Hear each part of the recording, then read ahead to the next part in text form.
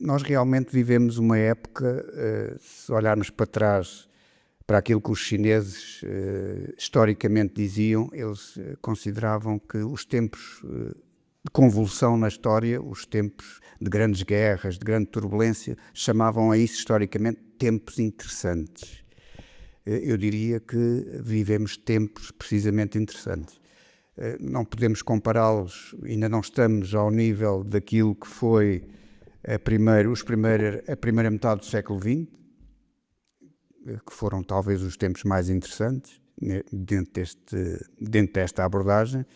Tivemos 2 guerras mundiais, uma revolução que marca o início da passagem do capitalismo ao socialismo, os fascismos, depois a Segunda Guerra Mundial, a maior de sempre, a mais mortífera, a mais destruidora.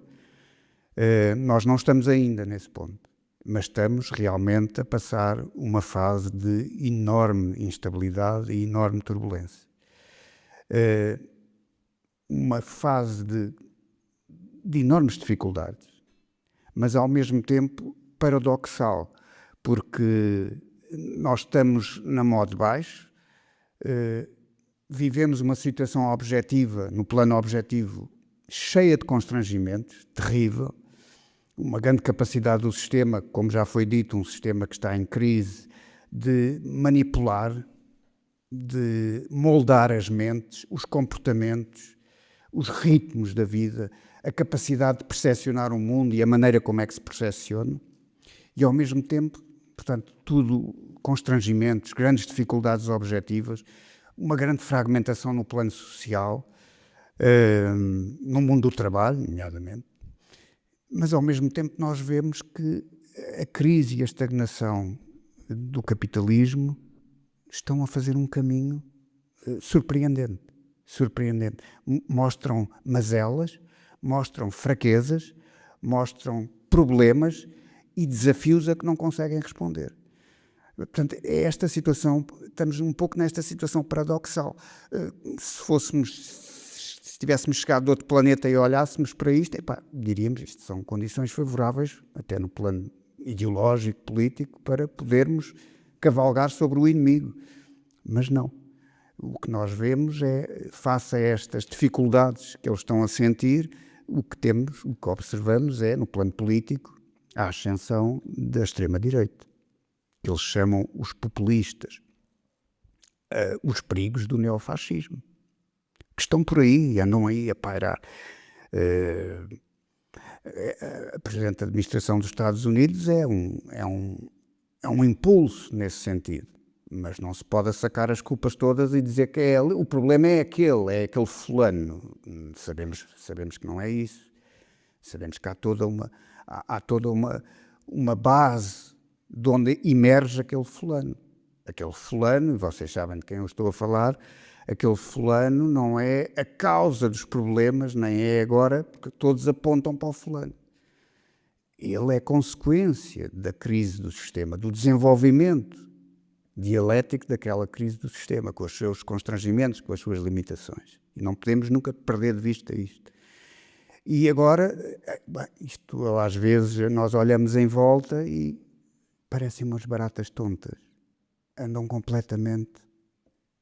Porque isto cria aquilo que se está a passar neste momento.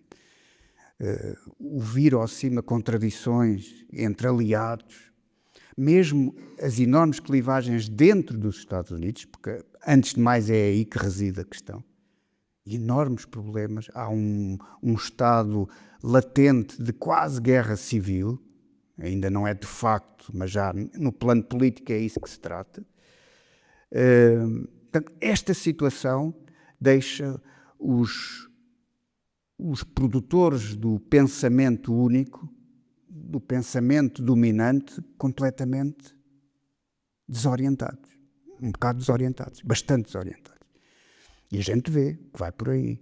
Portanto, primeiro foi toda esta comoção que não podia ser Trump, era um mal que vinha aí, se fosse Trump, tinha que ser, porque se fosse a continuidade de Biden estava tudo bem, não havia problema nenhum. E agora, com a chegada de Trump 2.0, portanto, o regresso de Trump e desta administração, portanto, com esta perspectiva e este enquadramento, andam é claro, eles vão se acabar por adaptar, têm que o fazer, mas andam completamente desvairados. A gente vê, basta ler a imprensa. O mundo, as trevas abateram-se sobre o mundo. Houve quem escrevesse. O Manuel Carvalho, por exemplo, o antigo diretor do Público, lembro que escreveu logo a seguir à eleição do Trump um artigo nesta perspectiva. Acabou a luz, o farol da democracia apagou-se. É um pouco esta ideia. Portanto, vem aí não sei o quê. Portanto, não, estão desorientados. Depois, as primeiras medidas, e há muito show-off aqui, há muito show-off. Nós temos que deixar a coisa, a poeira tem que assentar aí. Há muito show-off. Há manipulação imensa. Mas as primeiras medidas vão neste sentido. Vão no sentido de lançar a confusão mais. Lançar a confusão. As tarifas. Portanto, os aliados são tratados como vassalos. Não é só os inimigos que são tratados como inimigos. Portanto, os próprios aliados são tratados um pouco abaixo de cão. Portanto, como uma base de imposição de concessões, portanto, de política coerciva, mesmo que seja às vezes com uma luva. Portanto, é este o tempo e a atmosfera que estamos a viver. E poderíamos dizer muito sobre isto e continuar por aqui e começar a aflorar as questões. Médio Oriente, guerra na Ucrânia, América Latina, a recuperação da famigerada doutrina Monroe, que está aí na terra. Agora também os ideólogos do sistema já falam de doutrina Monroe. Não sei se já se aperceberam disso, porque isso não existia, mas agora já eles falam. Afinal, o Trump é o homem que... Não sei, como se ela fosse agora, tivesse vindo do século XIX agora pela mão do Trump. E poderíamos continuar a desfiar este novelo quase sem fim, daquilo que está aí a ser colocado. Mas eu, antes de vos passar a palavra e depois de podermos aflorar no concreto algumas das situações, queria, na linha daquilo que já foi dito aqui, nós temos que perceber esta situação tendo como centro da nossa observação a evolução da crise estrutural do capitalismo. E a montra da evolução desta crise pode ser encontrada muitas montras. Podemos ir aos países do G7, que são as principais potências capitalistas, e em todos eles vemos ilustrações e a demonstração do avanço dessa crise. Mas há um país por excelência que é o mostruário de tudo isso, que é os Estados Unidos. E ele é por excelência porque ele tem lá os condimentos todos, tem lá os ingredientes quase todos, e porque é o país central no sistema capitalista internacional. Portanto, poderemos dizer que é o motor que faz funcionar o sistema. Portanto, e é ali, naquele motor, que está a sede das grandes contradições e em que elas se mostram de forma mais rasgada, portanto, de forma mais evidente, com maior amplitude. Vejam, um país que é a primeira economia mundial tem indicadores, em muitos aspectos, de autêntico país de terceiro mundo. Isto é logo um nonsense. A vários níveis, podíamos ir. No plano social, no plano de saúde pública, em outros níveis. Portanto, uma grande desigualdade social interna e uma grande desigualdade interregional também. Portanto, há estados super avançados e há outros que estão a nível de quase países de terceiro mundo, os mais empobrecidos. Portanto, é logo aqui estes problemas.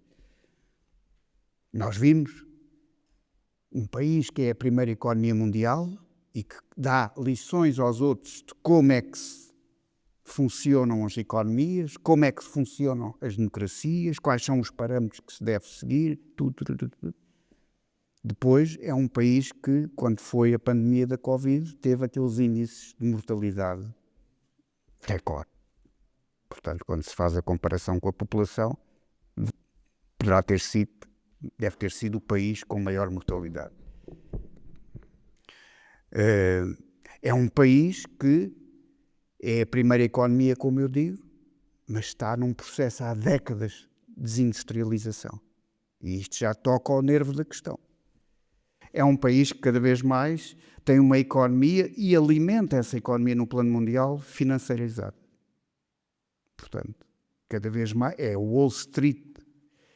Nós, em termos marxistas, podíamos definir isto como todos aqueles instrumentos que fazem aquela economia circular, que é cada vez uma economia menos industrializada, em que muita da capacidade industrial foi exportada para outros países e que neste momento, porque perdeu depois competências e perdeu no plano da concorrência, agora quer agarrar a todo, quer fazer o reverse e ir buscar isso tudo atrás, mas não está a conseguir. Esta é que é a questão. É dramático isto para eles, para o grande capital, para o mundo, os efeitos que isto tem depois, mas não estão a conseguir. Por muito que o Sr. Trump faça a apologia da Make America Great Again, não estão a conseguir. E o Biden, que destilou, não foi milhões, não foi milhares de milhões, foi bilhões. Bilhões. Que destilou bilhões para animar aquela economia, para estimular o consumo, sim, estimulou, mas a indústria ficou mais ou menos na mesma. Não houve uma recuperação significativa. Portanto, aquela bomba de oxigênio, aquela dose cavalar de doping, foi para alimentar as mazelas do sistema, ou seja, o déficit comercial dos Estados Unidos. Portanto, muito do consumo deles, que foi alimentado com este doping, pós-recessão da Covid, foi para exportar mais e para canalizar depois, não para o investimento produtivo, porque isso é uma pequeníssima parcela, mas para a área financeira. As ações, as obrigações, os derivados e todo um castelo no ar daquilo que, em termos da nossa economia marxista, dizemos capital fictício. E é aqui que eles operam, no capital fictício. Curiosamente, vocês sabem, eu não me vou estender, os Estados Unidos têm a maior dívida mundial. São o país mais endividado do mundo. Não é nenhum segredo dizer que este estado de coisas, com estes desequilíbrios astronómicos, só pode ser mantido porque o dólar é a moeda de reserva internacional. É a moeda que domina o sistema financeiro internacional. Portanto, eles dão só luxo, como todos os outros países precisam de dólares, e são eles o emissor do dólar, eles põem a máquina de imprimir. Portanto, é o único país que se pode dar ao luxo de imprimir quando quer. Imprimir quando quer. E continuar a endividar-se. Acho que já vai em 34 bilhões a dívida pública dos Estados Unidos. O PIB deles anda para aí nos 27 ou nos 28 bilhões. Em termos anglo-saxónicos, na classificação deles é trillions. Nós é bilhões. Não são trilhões, são bilhões. Isto são números colossais. Portanto, eles estão muito acima dos 100% do endividamento. O país mais endividado do mundo. Portanto, é isto. Estamos neste interregno, estamos neste intermédio. É claro que estas coisas, eles bem podiam passar bem com elas. Não lhes fazia grande problema, estes problemas, se o mundo fosse algo estático. Se o mundo fosse um pântano, como a economia deles, em que não houvesse mudança e em que eles conservassem a sua hegemonia sem grandes ondas, sem mudança. Isto não era problemático. O problema é que o mundo não é estático. E as coisas estão a mudar. E nós no partido temos já vários congressos que temos vindo, e neste congresso ainda, em termos de tese e resolução, acentuámos até desenvolvemos mais essa parte, mas nós já há vários congressos que falamos de um processo que definimos como um processo de rearrumação de forças. Um processo de rearrumação. Dizemos que é um processo contraditório, que é um processo que não está ainda, o desfecho dele não é perceptível ainda, tem elementos contraditórios, mas este processo aprofunda-se, continua a fazer o seu caminho. E neste último congresso dizemos mais. Dizemos que este processo de rearrumação de forças tem como centro um país incontornável neste processo, que é a China. É a China.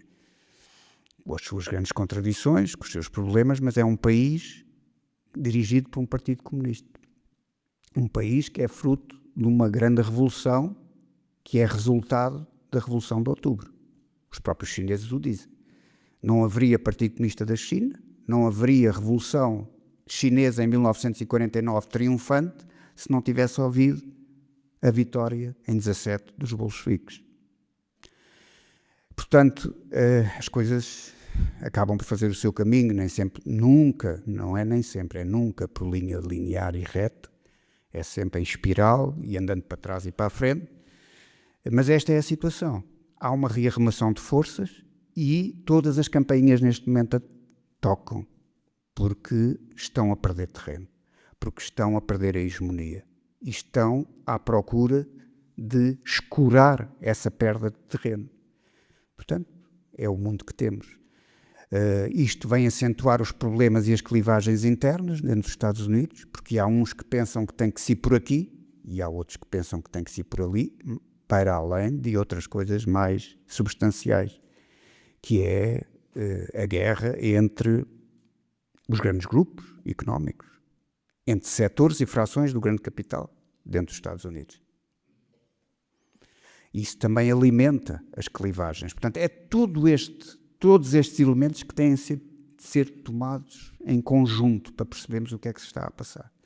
E só assim é que podemos interpretar aquilo que está neste momento a acontecer e a atravessar-se perante os nossos olhos, que é uma coisa inacreditável às vezes. Temos uma guerra no Médio Oriente, aquilo que se fazia com pruridos e com muito engano, com muita demagogia, agora apresenta-se assim de uma forma seca, arrogante, de sobranceria máxima, prepotência, sem o esconder de forma nenhuma. É assim e acabou. Gaza está completamente destruída. E hoje aquilo que vemos, eu não vou aqui estar a especular, porque isto está tudo em movimento e algumas das coisas não é para levar com seriedade. Mas aquilo que está a acontecer e o objetivo do regime sionista é uma limpeza étnica. Nós temos todos consciência disso. É uma limpeza étnica. É relançar a Nakba de 1948. Limpar completamente Gaza. Ela já está toda destruída. 50 mil mortos. É muito. Entre mortos e feridos serão 100 mil. Aquela população são 2 milhões e ponto 100, ponto 1, 2,1 milhões. Vejam quanta percentagem é que é entre mortos e feridos da população. É muito. O Médio Oriente está em convulsão. O Médio Oriente está em convulsão. Temos uma guerra na Europa que não está resolvida. Embora agora eu ainda agora vinha para o Porto e quase que hora a hora ia ver e a cada hora que passava havia uma novidade. Portanto, tudo está a avançar volatilmente. A gente não pode andar assim também ao sabor disso. Portanto, nós sabemos que, falando da guerra na Ucrânia, há negociações debaixo da mesa há muito tempo, e agora fala-se abertamente que elas existem e está-se a passar para uma fase em que poderá ser oficialmente iniciado um processo negocial, mas isso não apaga as causas profundas, essenciais daquela guerra. Isso não apaga. Portanto, nós vamos ver como é que as partes... Porque há a guerra, há a evolução do terreno da guerra, há os fatores que condicionam e condicionaram esta guerra, e em paralelo há outra coisa, que é também importante. Não é tão importante, mas é também muito importante, que é o jogo das percepções. É o jogo das percepções.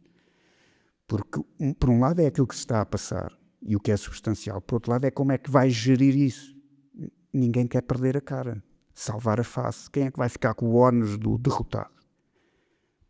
Há o jogo das percepções. Portanto, há muito fumo aqui. Há muita cortina de fumo aqui, lançada para aqui. Por todos. Todos estão a fazer bluff.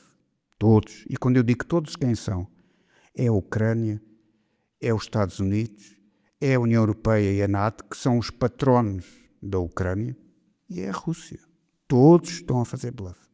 Reparem, e eu não posso adiantar mais, temos que acabar esta parte. Hoje fala-se, é a última notícia, que houve uma conversa muito longa entre Putin e Trump. Já tinham dito várias vezes que tinha havido conversas ao telefone. A gente já não sabe quantas é que foram.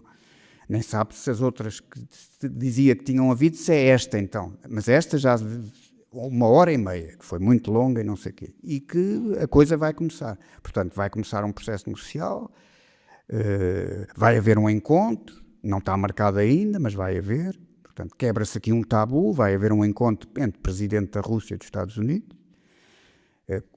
Nos últimos anos era um tabu, nem pensar.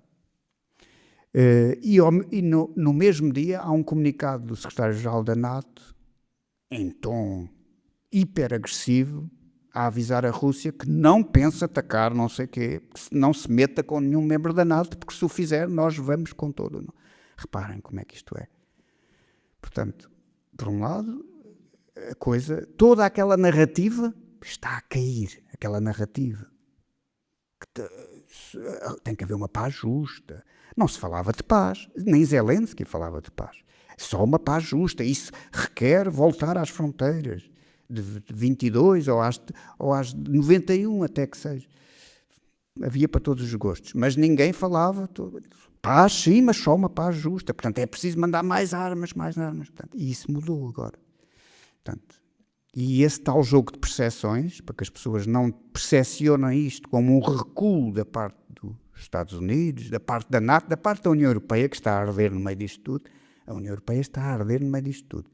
Mais do que a União Europeia, só a Ucrânia e, em parte, a Rússia. Então lança-se esta cabala, desta ameaça do secretário-geral, põe a voz grossa. Vejam como é que isto é. Pronto, é isto, pá. É este o mundo que temos.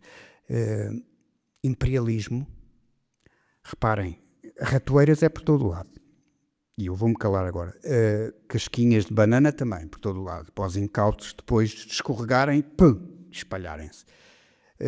Começaram, não sei se vocês repararam, começaram a falar de imperialismo. Eu que já tenho uns anos desta coisa, durante muitos anos não se falava de imperialismo. Quem falava de imperialismo eram os comunistas. Mas no discurso dominante, imperialismo era tabu, era um conceito tabu. Não se falava de imperialismo. Porque o imperialismo não se quer ver ao espelho e chamar o seu nome. Portanto, não se falava de imperialismo.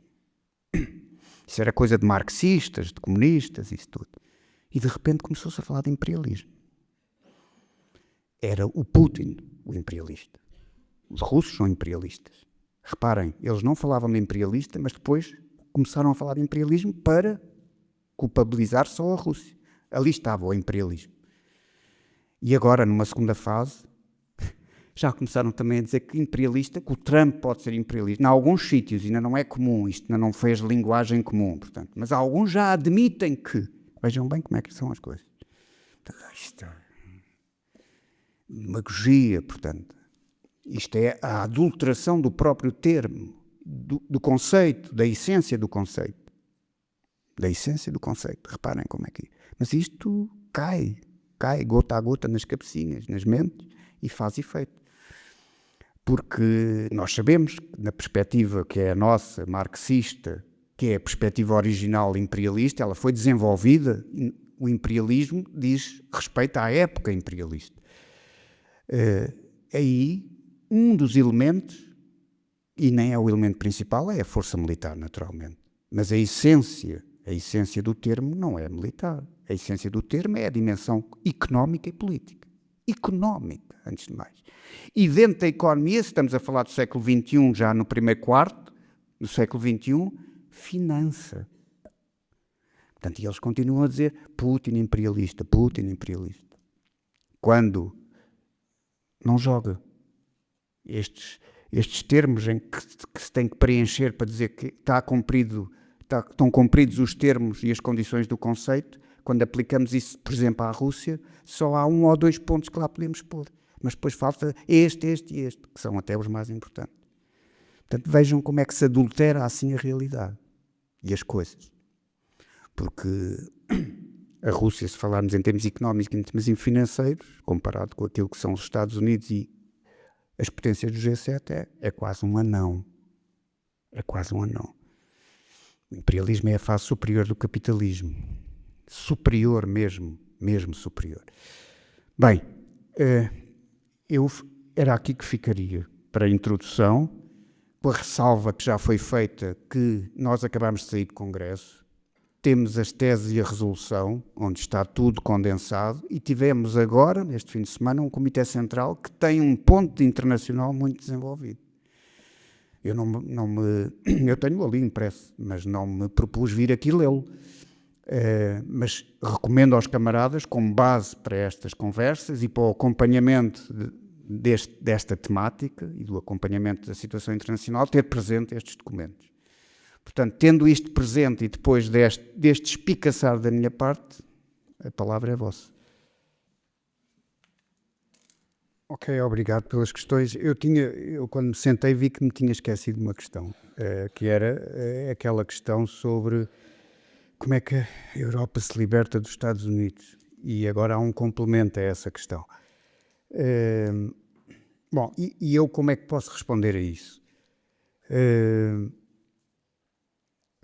A resposta passa por ver o que é que está a acontecer na relação entre os dois lados do Atlântico, entre a União Europeia e os Estados Unidos, e porque é que a União Europeia e o grande capital europeu e frações dominantes do grande capital europeu e das potências capitalistas europeias, porque é que elas, mesmo contra os seus interesses, prestam vassalagem aos Estados Unidos. Portanto, esta é a questão.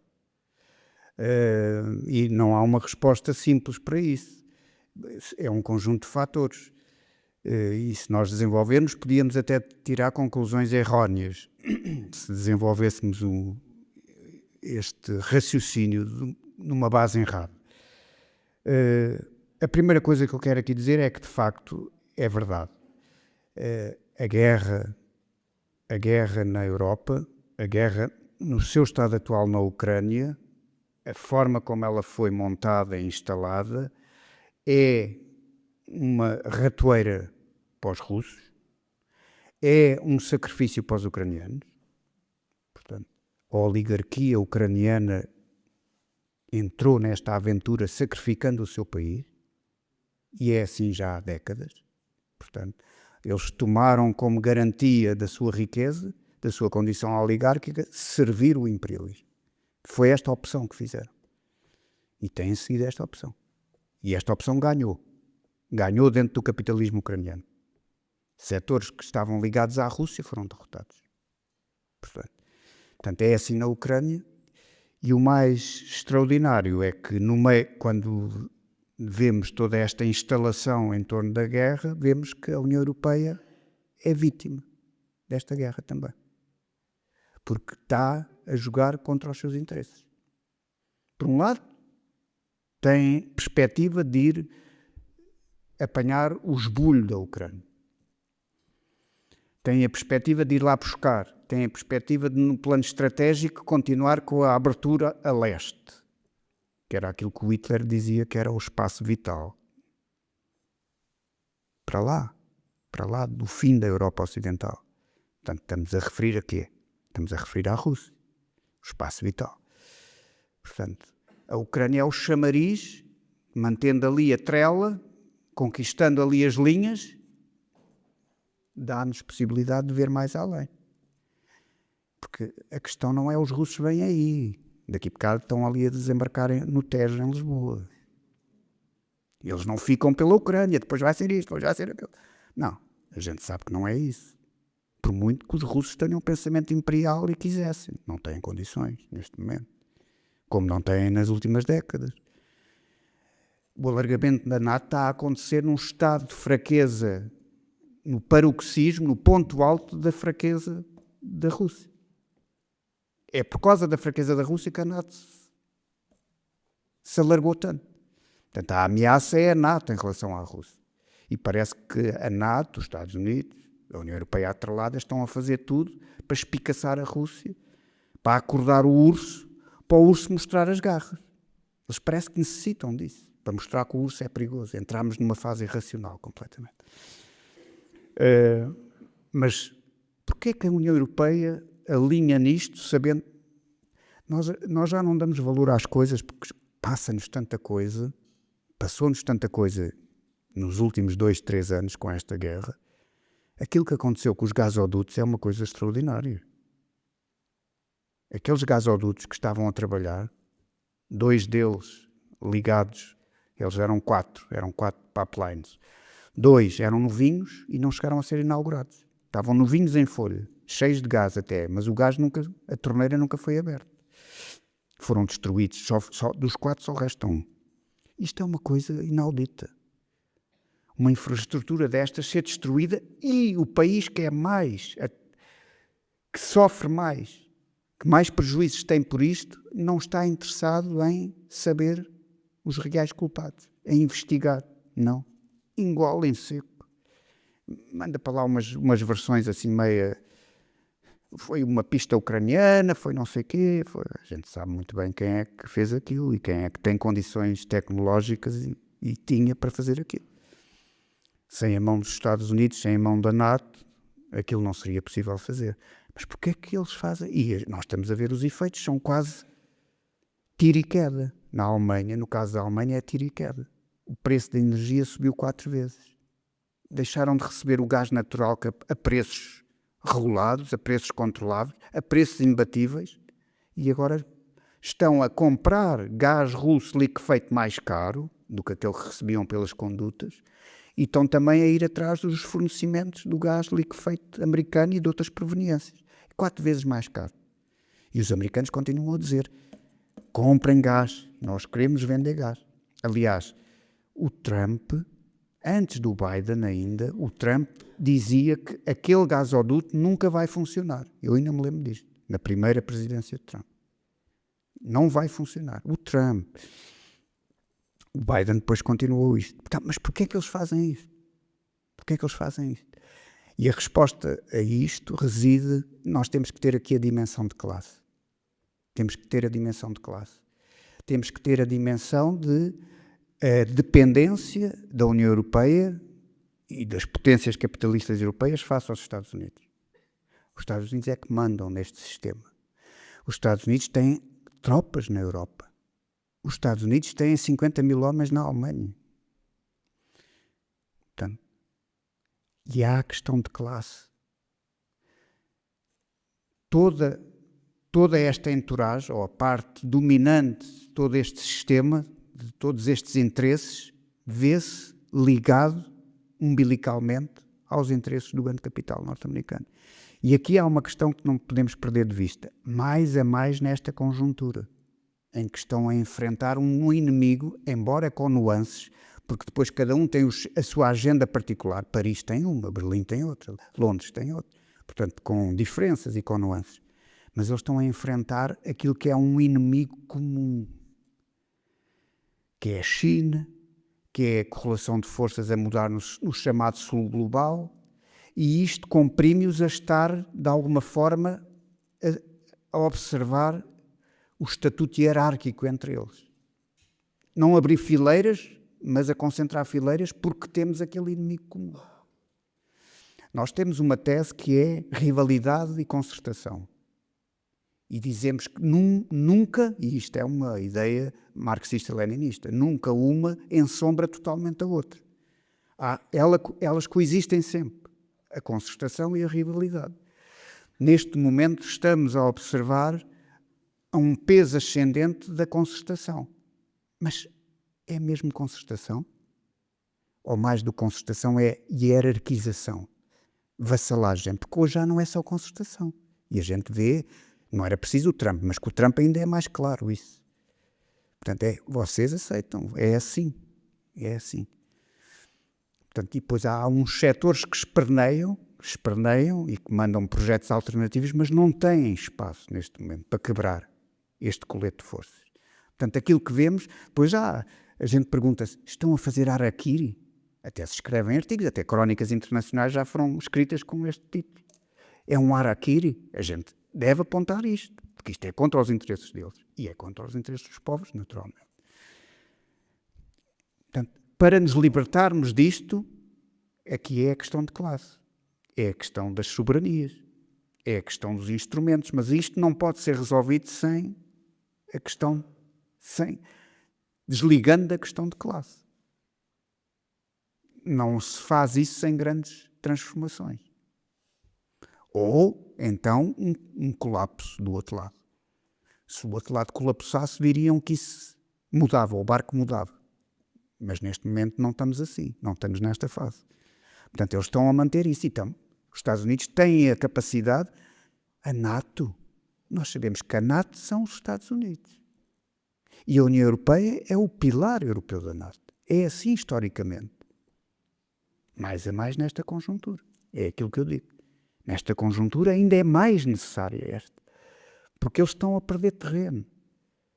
Havia há um ano, quando foi a outra cimeira do BRICS, não a deste ano, em que entraram 8 ou 9 Estados, vinham aqueles dados, as contas que se fizeram do PIB, quando medida em paridade de poder de compra, não o PIB nominal ao câmbio corrente, mas em paridade de poder de compra, que ressalva os fatores de distorção cambial, portanto dá uma ideia mais objetiva. Vinha aquele tal número que os BRICS, com estes novos, já eram mais do que o G7. Portanto, reparem, isto é uma mudança histórica, porque nunca foi assim. Nunca foi assim. Portanto, isto são elementos que influem realmente para que eles mantenham esta vassalagem, que é em parte contra a natura, sem dúvida. Questão judaica. É verdade. É como o camarada diz, mas convém não carregar nas tintas. Porque senão passamos para a obsessão judaica. Para a obsessão. Havia em tempos, o antissemitismo era uma obsessão. A culpa de tudo era aos judeus. Portanto, na Rússia, a palavra pogrom é uma palavra russa. Os pogroms vêm da Rússia. Portanto, os judeus... Por acaso, na altura, os judeus eram o segmento mais revolucionário na sociedade russa. Não é por acaso que o Churchill se chamava a conspiração judaico-bolchevique. O tempo revolucionário russo. A conspiração judaico-bolchevique. E agora estamos a falar aqui da conspiração judaica, do capital judaico em relação aos Estados Unidos e à Rússia. Vejam lá como as coisas variam.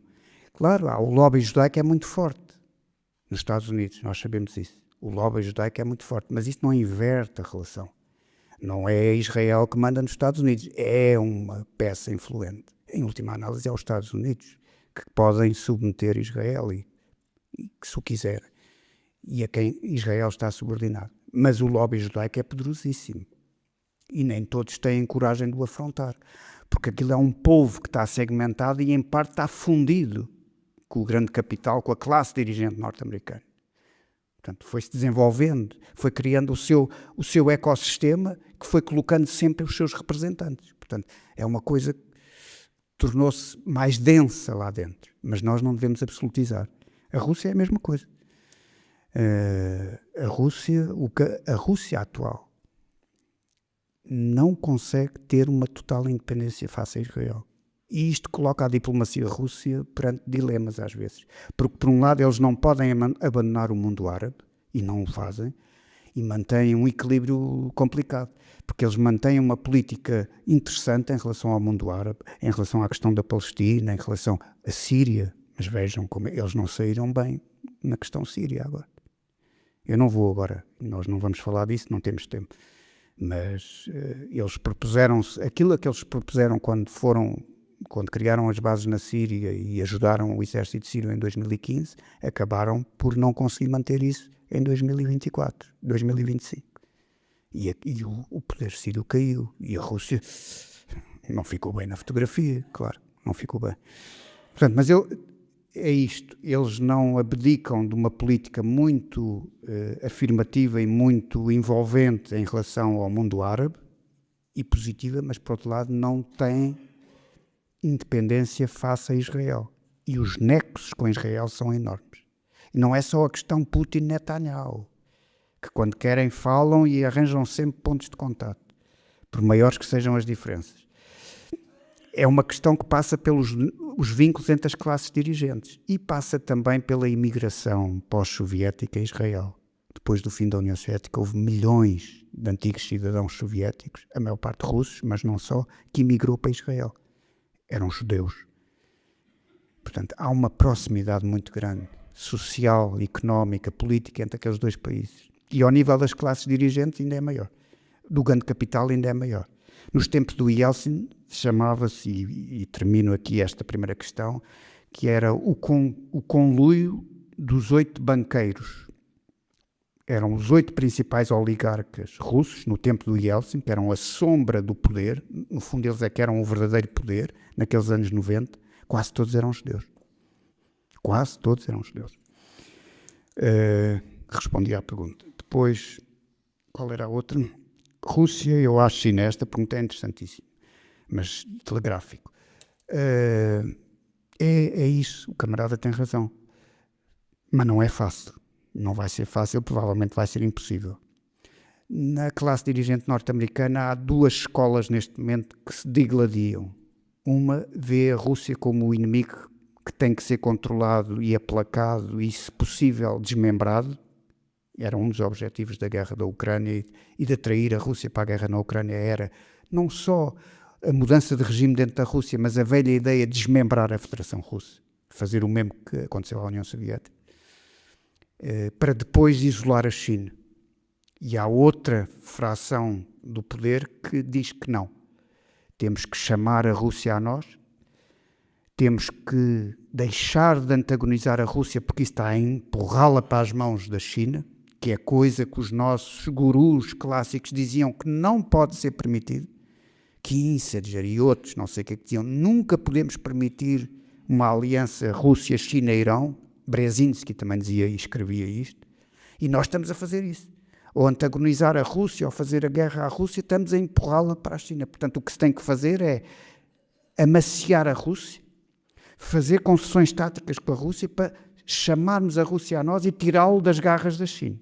Trump é adepto desta teoria.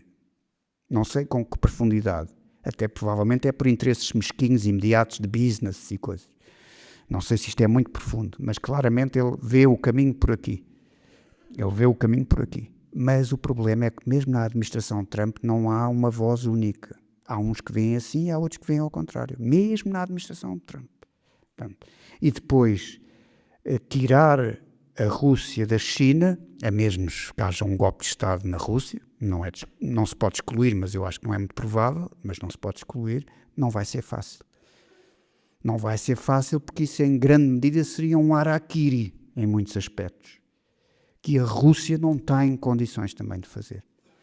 Porque os nexos económicos, políticos, geopolíticos neste novo contexto mundial estão muito estreitos com a China.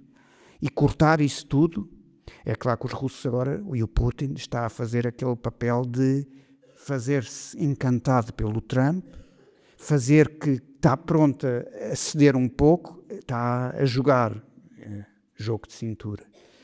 Mas sabe que não pode tirar o pé muito dali, porque senão cai e fica sem tapete debaixo dos pés. Portanto, estamos nisto. Mas não devemos fiar. Porque estamos a falar daquela classe política, daquela classe dirigente, com aquela natureza daquele regime. Portanto, eu não ponho as mãos no lume. Mas não creio que isso esteja na ordem do dia. Mas nós vamos ver. Não é, pelo menos não vai ser um processo fácil. Mas esta equação que foi aqui colocada tem toda a razão de ser e ela está nas mentes de muita gente no mundo.